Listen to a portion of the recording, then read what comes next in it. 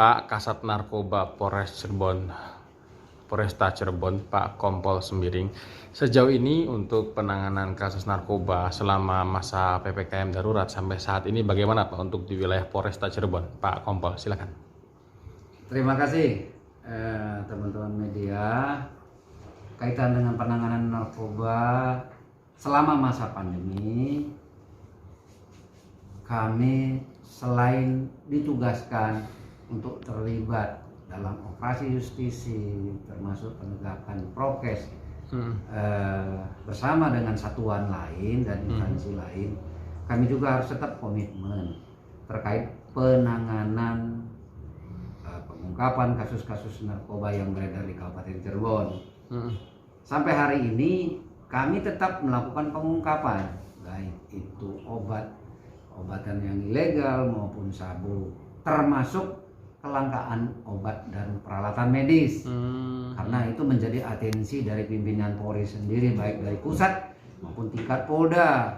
Dan kami secara rutin melaksanakan perintah itu terkait dengan kelangkaan obat dan alkes dengan cara pertama kami sendiri turun langsung berkaitan dengan koordinasi ke PBF, termasuk ke apotek, termasuk ke toko-toko obat, ya, karena sempat beredar ada isu kelangkaan obat-obat tersebut. Betul. Termasuk ya obat-obat tertentu maksudnya ya, yang berkaitan dengan COVID, termasuk alkesnya. Nah, kita sudah turun langsung ke lapangan. Jadi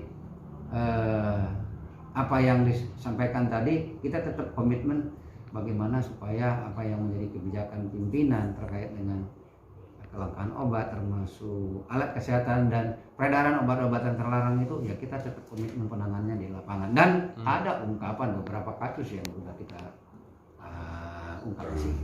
Ya, ada peningkatankah Pak Kasat untuk kasus-kasus tertentu atau narkoba jenis apa gitu Pak Kasat yang paling banyak? Apalagi kan sekarang anak sekolah juga banyak yang diliburkan dan lain sebagainya nih Pak Kasat. Bagaimana Pak Kasat? Obat-obatan masih tetap beredar, ya, yang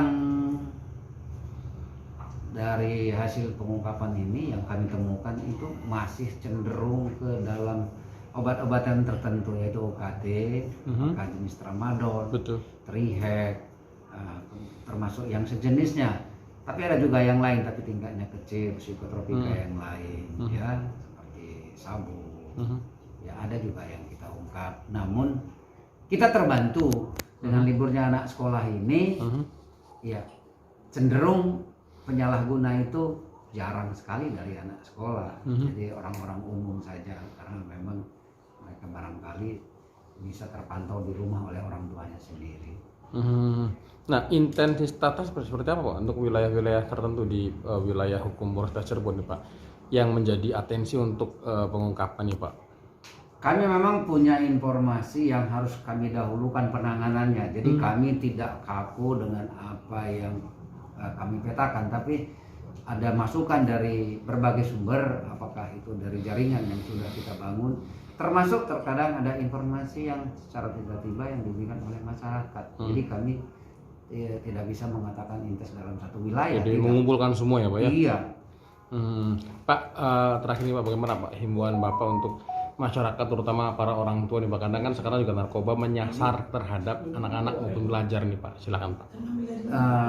Kami sangat mengharapkan pertama kepedulian daripada orang tua.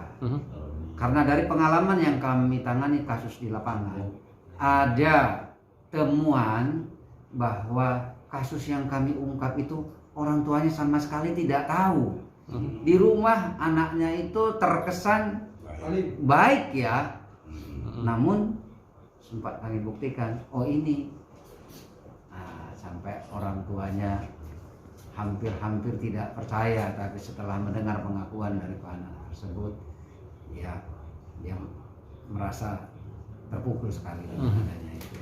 Jadi himbauan kami harus orang tua benar-benar mengawasi daripada pergaulan anak, khususnya lewat alat komunikasi. Periksa handphonenya. Baik. kategori yang masih pemula, dia itu pasti lebih cenderung agak tertutup ya.